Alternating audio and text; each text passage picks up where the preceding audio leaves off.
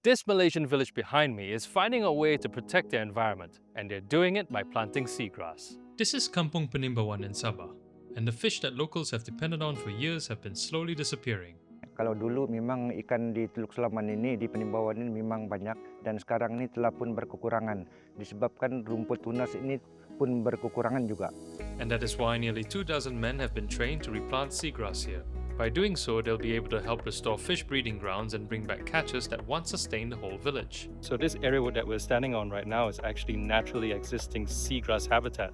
And that's going to help what's planted here today grow better. But this isn't just about one village. It's part of a wider mission backed by Yayasan PETRONAS to map Sabah's seagrass meadows.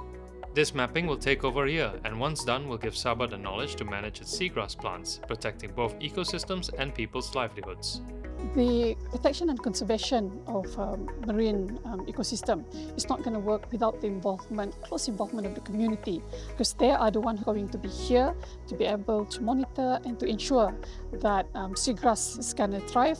Jadi sekiranya rumput tunas ini ditambah lagi, ditanam semula, saya yakin ikan ini bertambah masuk lagi juga menginap di rumput tunas tersebut.